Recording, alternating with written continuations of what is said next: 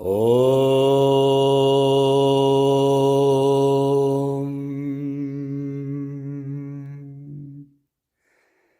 Brahmanandam Paramasukadam Kevalam Jnanamurtim Dvandvatitam Ganganasadrisham Tattvamasyadilaksham Ekam Nityam Vimalamachalam Sarvadi Sakshibhutam Bhavatitam Trigunarahitam Sadgurum Tam Namami. Desde já, bem-vindo. Presta muita atenção nestes ensinamentos. Esta obra que eu vou apresentar, que eu vou comentar, traduzir os versos, explicar o significado dos versos, é uma obra feita por Adi Shankaracharya. É Advaita Vedanta e todos estes ensinamentos são os que são encontrados nas Escrituras. Eles estão de acordo com as Escrituras. Deves de escutar estes ensinamentos com muita atenção, depois refletir bastante sobre estes ensinamentos e meditar sobre estes ensinamentos para que eles possam dar frutos no teu coração.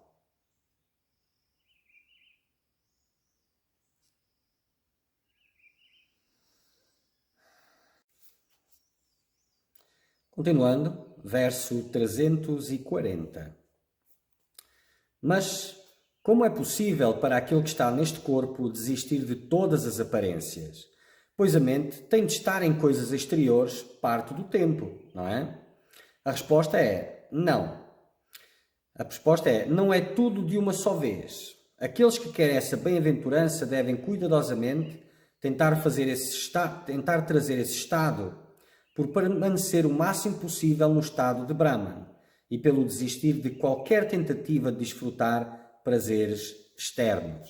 Óbvio, não tem como fazer tudo de uma vez só, mas é pelo gradual desistir, pela gradual renúncia dos prazeres externos, que as sementes cada vez mais íntimas podem ser dissolvidas.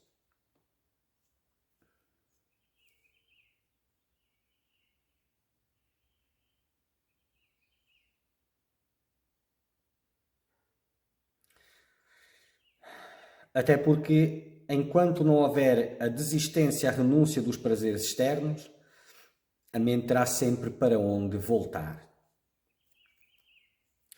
Para alcançar a perfeita unidade com o Supremo, após escutar as Escrituras e desistir de todos os investimentos externos, ele deve praticar Samadhi, absorção no Eu, para se tornar uno com Brahman. Então, a prática do Samadhi já é um estágio além da concentração, que é o primeiro estágio, da meditação, depois vem a absorção do eu individual na totalidade. E a permanência nesse estado é que começa a dissolver. Aí já não é tanto o exercício da concentração ou prática da meditação, já não é bem isso. É como que o indivíduo é tomado por aquela grandiosidade e é elevado àquele estado de bem-aventurança onde todas as impressões, tudo aquilo que não é o Atman fica em estado suspenso, desaparece. E o tempo que fica naquele estado de Samadhi vai dissolvendo essas estruturas mundanas de individualidade, gradualmente.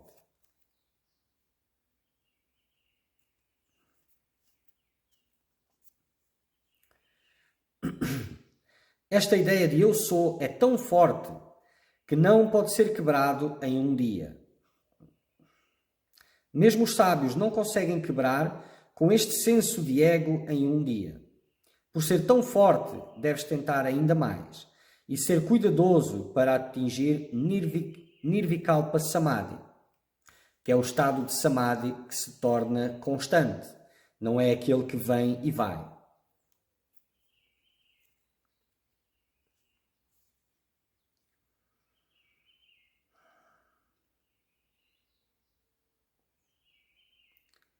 Aqui, quando se fala de samadhi, já se fala de transição, da transição do estabelecer-se na consciência real, né? E o pausar de todas as outras estruturas, tudo o que é o não eu. E aí demora o tempo que for necessário. E quanto mais constante, mais profundo e intenso é esse processo. Este senso de ego, pelo seu poder de ilusão e poder de distração, perturba o purusa, a consciência.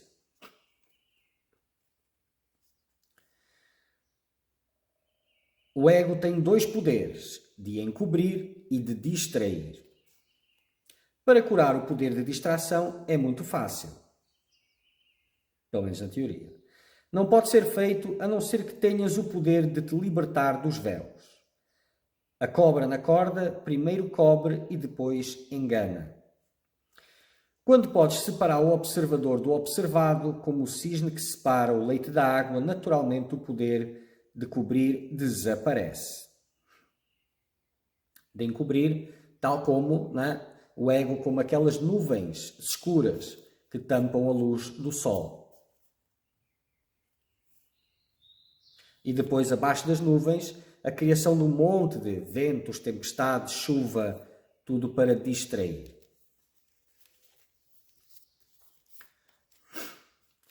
Quando as aparências não te podem mais distrair, logo vem o conhecimento do Atman.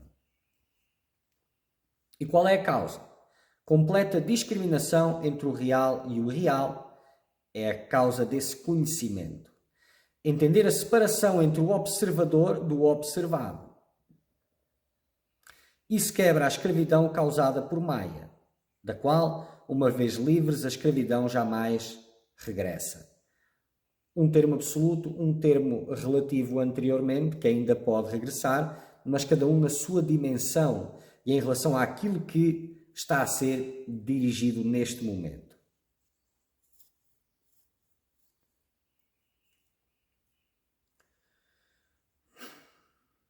Quando as aparências não te podem mais distrair, quando elas perderam o poder sobre ti.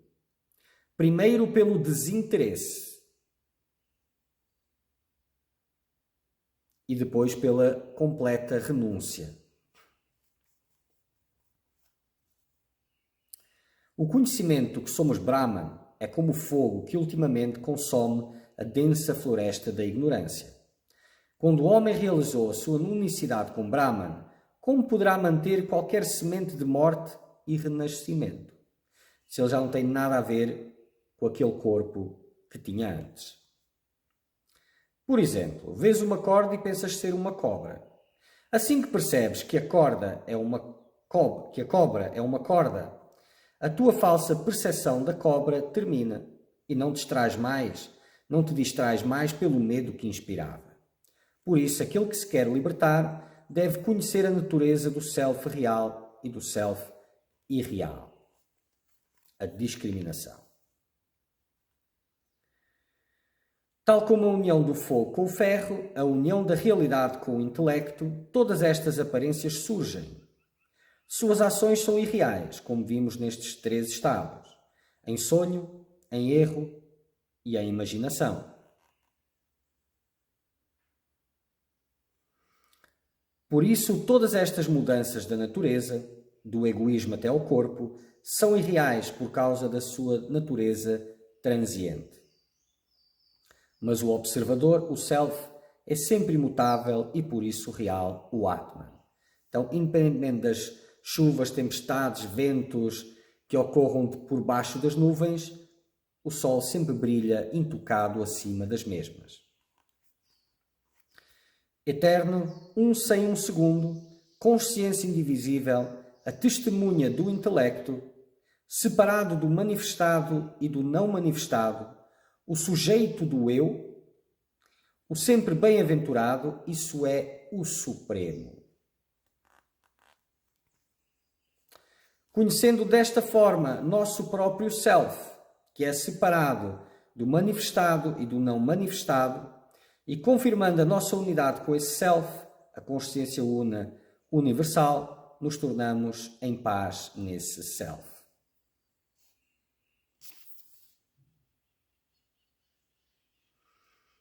E confirmando a nossa unidade com esse self, né? Confirmando através da experiência direta, não do raciocínio. Quando vemos o próprio self em samadhi, ou seja, quando somos tomados pelo self, que é o samadhi, que é o self de todos, então todos os nós no coração são desfeitos de uma vez por todas. Mas não de uma vez só. Recordam-se? Naquele self uno inseparável, vós, eu e todas estas imaginações vêm apenas por causa de um defeito do intelecto. Em samadhi, novamente, aquele intelecto se torna uno com o Supremo e perde suas impurezas. Por isso as mudanças de vós e eu, e tudo desaparece através do nosso conhecimento da real natureza das coisas externas e do self. Ou seja, o conhecimento de que só existe o self e as coisas reais e externas não são reais. Não é? As coisas reais e externas não. As coisas externas não são reais. Tal como a cobra nunca existiu na corda, embora aparente ter existido. Era uma sobreposição.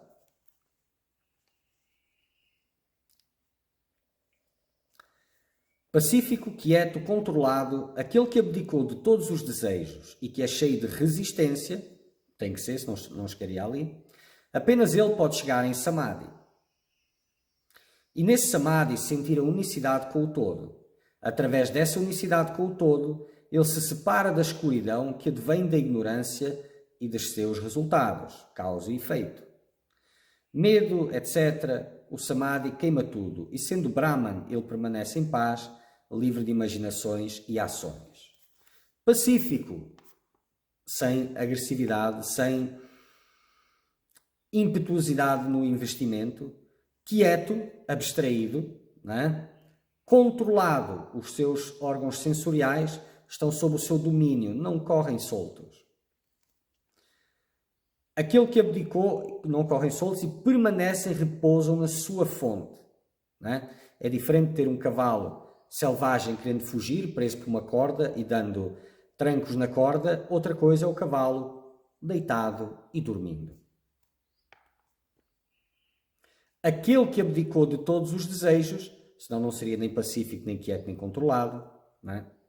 Que é cheio de resistência, teve a endurance, a persistência, a resistência para suportar todo o fogo gerado pelos medos, pelos apegos e ainda assim persistir.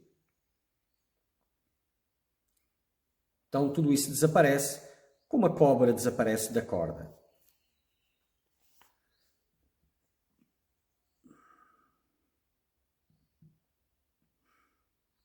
Portanto, aqueles que estão engajados em samadhi, apenas eles, ao reduzir os externos, sentidos, pensamentos, egos e tudo, permanecendo em consciência, sendo livres da escravidão do nascimento e da morte, alcançam a suprema bem-aventurança. Não aqueles que apenas falam do Atman. Então, só falar do Atman não adianta grande coisa. Não é? Tem que conquistar a quietude para poder permanecer no Atman, para poder chegar em Samadhi e permanecer em Samadhi.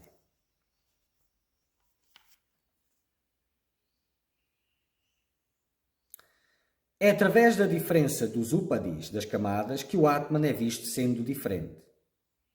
Então este Samadhi é para remover o nome e a forma. Aquele que é instruído tenta fazer isto pela razão. Após o Samadhi, olhar as coisas como se fosse um sonho. Após e antes, a mesma coisa. Só a diferença depois do Samadhi é que tu já provaste a tua real natureza. Então, todas aquelas sobreposições que se baseavam na crença, na força que tinham pela crença, pela constante experiência e por não ter referência, passa a haver uma referência e aí aquilo deixa de ter o mesmo impacto, a mesma força, a mesma importância. Começa a reduzir drasticamente.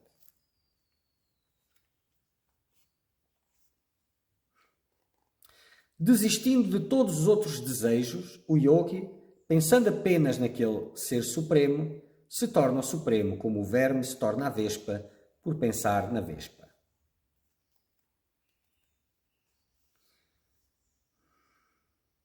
Desistindo de todos os outros desejos, o yogi, porque só o yogi, só quem desiste de todos os desejos é um yogi, não é? Pensando apenas naquele ser supremo, fixo através da discriminação no Atman, só ele se torna o supremo. Quando completamente engajados através do pensamento, perdemos a individualidade e nos tornamos uno com aquele pensamento. Se permanecermos nisso durante muito tempo, nos tornamos isso. Mas terá de ser apenas um pensamento uniforme por muito, muito tempo. Esse é o processo da meditação, por exemplo. Não é?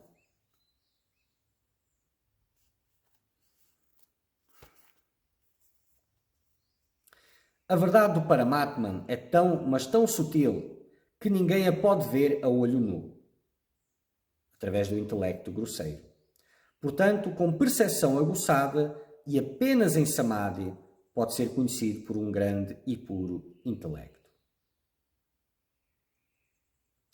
Tal como o ouro, quando purificado, perde suas impurezas e alcança o seu estado puro, também esta mente, desistindo das três qualidades, tamas, rajas, sattva, através de dhyana, meditação, alcança o estado puro de Brahman.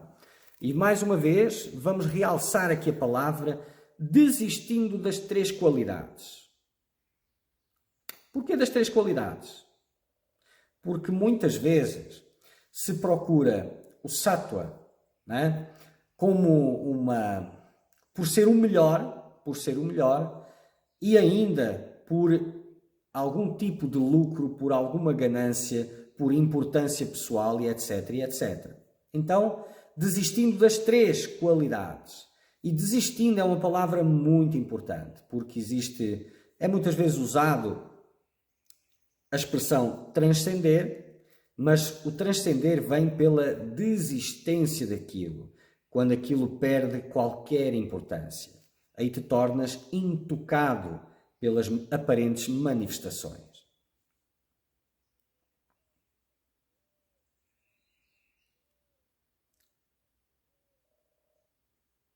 E desistindo através de dhyana, de meditação.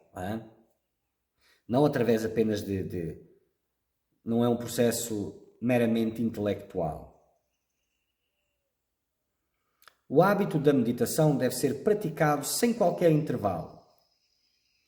Quando a mente madura é absorvida em Brahman, aí vem o Samadhi, o estado que é livre de todas as dúvidas. E depois gradualmente nos tornamos o desfrutador da bem-aventurança eterna. Então, o sentar formal para a meditação é para desenvolver o estado meditativo.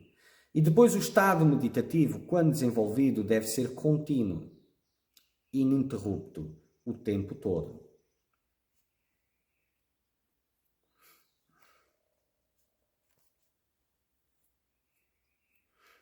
Através deste samadhi, todos os desejos e nós do coração são destruídos, assim como todas as ações, interna e externamente. E sem qualquer esforço da parte do indivíduo vem a manifestação do Self.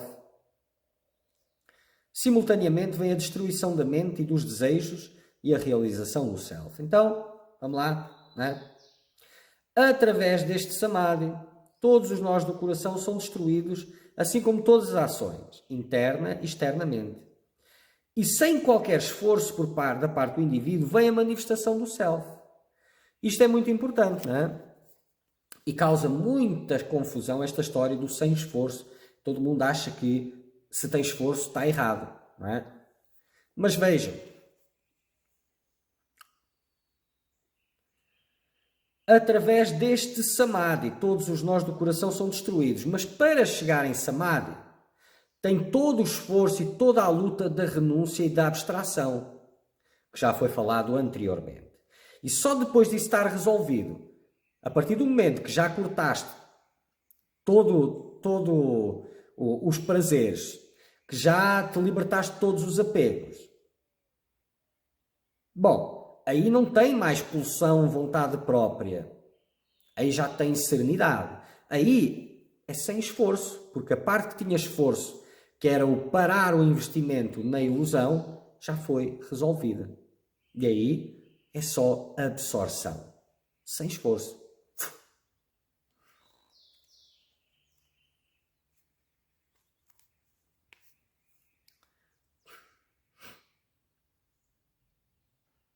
E os nós do coração são as sementes que dão origem a todo este universo. E escutar acerca de Brahman é bom, mas pensar em Brahman é 1000 vezes melhor que ouvir. Milhares de vezes melhor que isto é a meditação. E quando nos tornamos livres de dúvidas nessa meditação, é infinitamente maior. Vamos recapitular. Né? Escutar acerca de Brahman é bom, mas pensar em Brahman é 1000 vezes melhor que ouvir. 1000 vezes melhor que ouvir. Milhares de vezes melhor que isto é a meditação.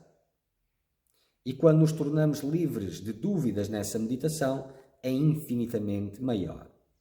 Porque a dúvida vai comendo, vai minando. Existe uma guerra espiritual ainda, enquanto tem a dúvida. Dois lados se enfrentam, o divino e o mundano.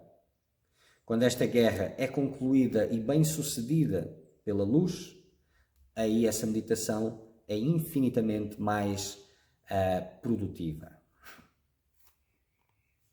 Através dessa meditação livre de todas as dúvidas, Nirvikalpa Samadhi, realizamos o Self. Aqui os termos são mais ou menos usados como a mesma coisa. E são, de certa forma, são. São vistos em outras estruturas de conhecimento como algo separado. Mas isso tem a ver com uma estruturação de conhecimento para entendimento.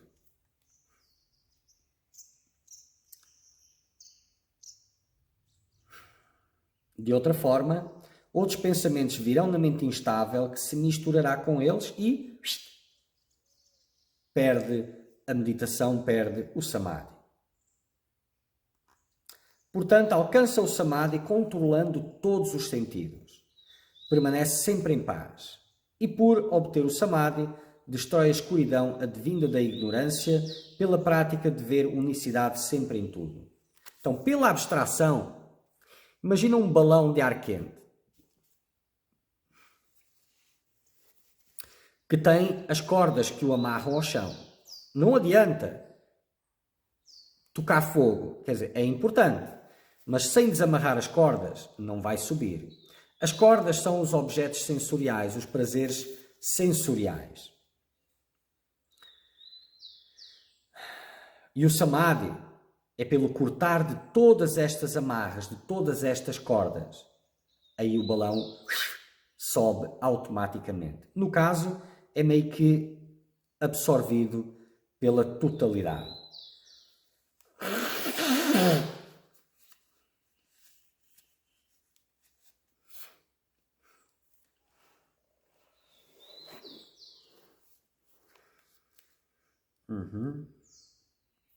Esta é a primeira porta para o yoga. O controlo do discurso. Não falar demasiado e escolher bem o que falar. Não é? Não falar demasiado e escolher bem o que falar. A contenção do discurso, não é? Tem muitas coisas. Para já, não te envolve com os outros, com o mundo.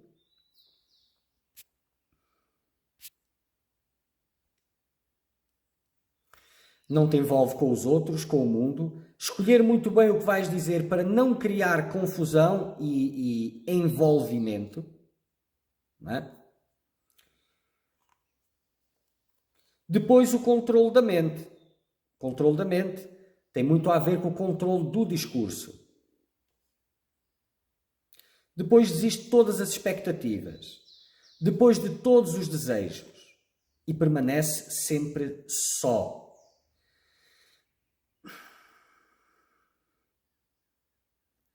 Sempre só. Mais uma vez, eu acho que até já foi falado no início. Sempre só significa, não é? Sempre em Brahman. Quando estás só, não tem mais nada, não tem mais ninguém. Então este só é diferente do que é visto em termos da personalidade de estar só. É visto como algo depressivo. Aqui é algo grandioso, porque enquanto não há dois, só há um. A partir do momento que há dois,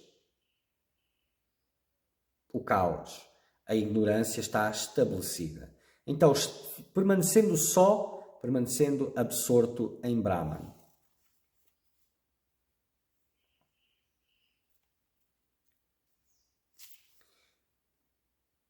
O controle do discurso, né? Depois o controle da mente, depois desiste de todas as expectativas, seja lá o que for, todos os sonhos, tudo. Depois todos os desejos, exceto de liberdade, e permanece sempre só, sempre em Brahman.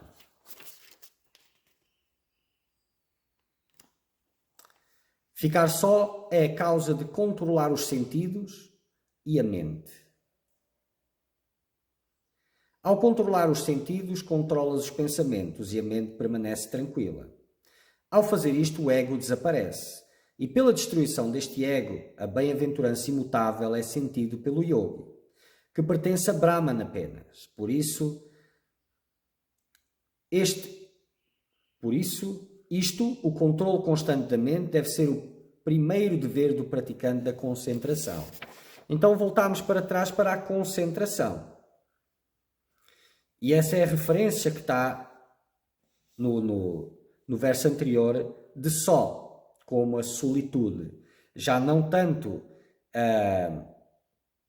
a sintonia constante com Brahman, mas vamos entender que isto é a prática. Porque a quebra de fato não tem como controlar de facto os sentidos e a mente totalmente sem essa absorção constante. Mas aqui está a falar do só como solitude, como estar recluso, para poder controlar os sentidos e a mente. Já não é aquele estágio já além, não é, do efetivo controle. E mostra a sequência. Ficar só é a causa de controlar os sentidos e a mente. Não tem interações, não tem as divagações além daquelas que já acontecem na mente por si só, mas não tem alimentos externos. Ao controlar os sentidos, controlas os pensamentos. Com certeza.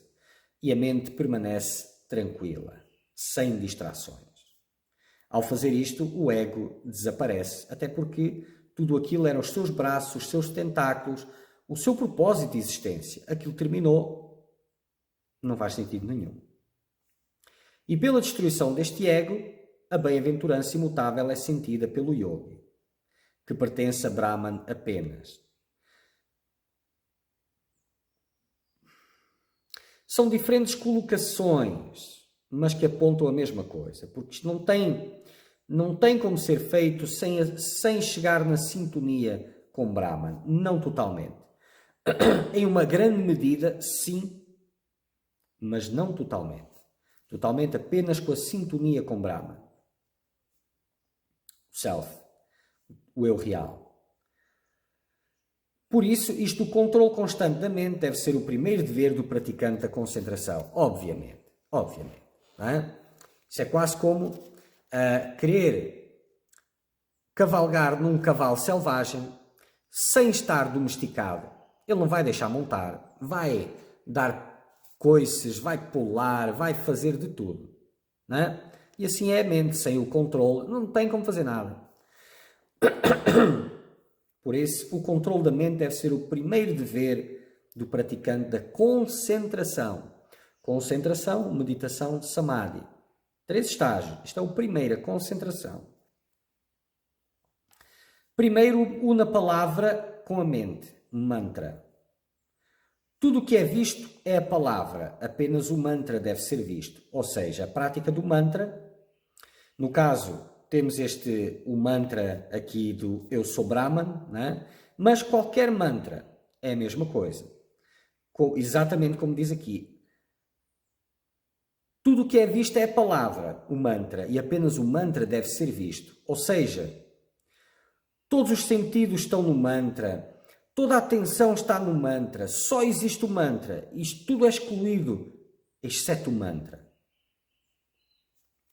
Isso é a prática de mantra. Primeiro une a palavra com a mente, depois a mente com o intelecto, porque elas não são tão diferentes assim. A diferença é que o que se chama aqui de mente é o que noutras línguas se chama mente inferior, a que está ligada aos sentidos e poluída pelos mesmos. O mantra, quando só existe o mantra, ele purga, limpa todas as suas impurezas. Permanecendo apenas o mantra, purga todas as impurezas. Aí é como se ela desaparecesse ou deixasse de haver diferença, distinção entre mente e intelecto. Não é? Porque não tem aquelas densidades que compõem a mente.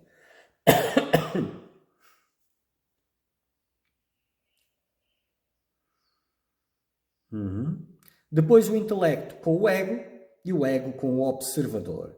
E esse observador com Brahman, que é a alma de tudo. E por se unir desta forma, desfruta da eterna bem-aventurança.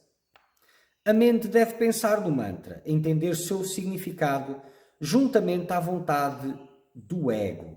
Então, o ego, neste momento, já está direcionado, acredita ele, óbvio, né? Embora ele seja um obstáculo, mas já está direcionado para o despertar, está polarizado nesse sentido. Então, a sua vontade deverá estar junta, porque se não tiver, é impossível de conseguir isto. E no próximo vídeo eu vou recomeçar por este mesmo